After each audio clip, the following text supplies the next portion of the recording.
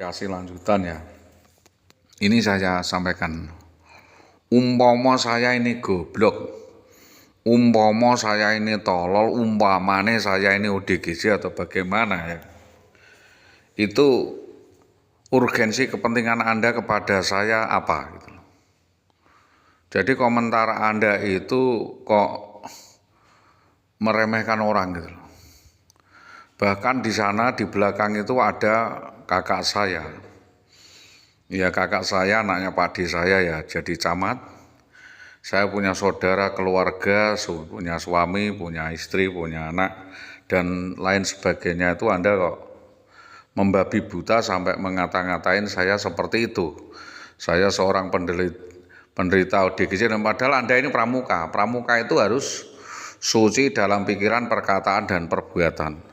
Suci dalam perkataan dan perbuatan itu apakah pembicaraan-pembicaraan seperti itu apa tidak sebaiknya dibicarakan secara baik-baik atau dikunjungi atau disantuni dan lain sebagainya. Kalau saya orang yang menderita gangguan atau sakit atau bagaimana, apakah harus ditinggalkan pergi atau difitnah begitu saja? Harusnya kan orang itu kalau melihat mertua itu sakit, ya melihat suaminya itu dalam keadaan sakit atau istrinya sakit itu kan memelihara.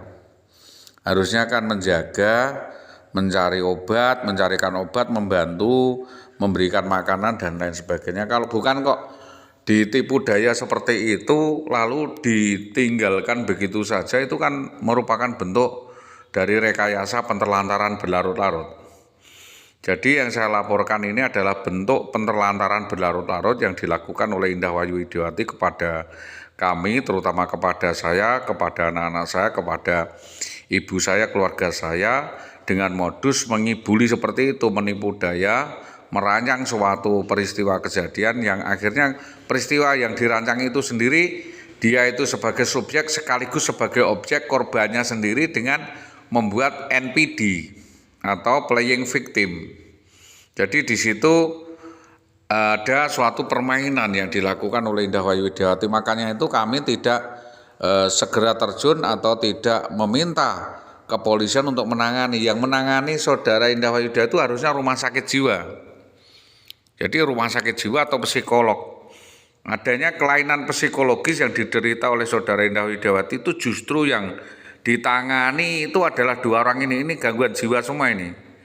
Gangguan jiwa, tidak punya empati, tidak punya simpati, tidak punya rasa kemanusiaan. Silakan berdiskusi sendiri kepada Pak Topo. Pak Topo saja menyadari kok, memahami bahwa ada sesuatu yang tidak beres, ada aroma tidak sedap. Sudah dibilang seperti itu kok. Pak Darmadi juga sudah menahan diri, ya sadar, tahu dan tidak mengekspos apa mana-mana. Ya Pak Sunarto juga sudah menahan diri, menarik diri, tidak mau ikut-ikut urusan saudara Ibu Indah. Ya Pak Bu Supawaten juga sibuk dengan urusannya sendiri, Pak lain-lainnya. Bahkan kalau urusannya bercerai sudah selesai bercerai. Jadi tidak ada urusan. Kalau memang berurusan dengan Anda ini bukan karena cemburu, belum adanya upaya penyelesaian terhadap alas hak ini yang kita tuntut, kan belum ada penyelesaian alas hak yang dilakukan oleh saudari Indah Wayu Widiawati, bukan urusan dengan Anda. Kalau urusan dengan Anda kan urusan sudah saya sampaikan kepada kepolisian, Anda menghina saya secara pribadi. Jadi dalam Undang-Undang ITE itu face to face atau face threatening area. Jadi hanya face to face, tidak melibatkan instansi. Sedangkan Anda sudah melibatkan instansi SD 03 Tambak Romo. Jadi melaporkan menggunakan akun mengatasnamakan SD 1 Pakes untuk menyerang saya. Ini adalah suatu perbuatan penyalahgunaan wewenang jabatan atau menggunakan negara untuk menyerang masyarakat.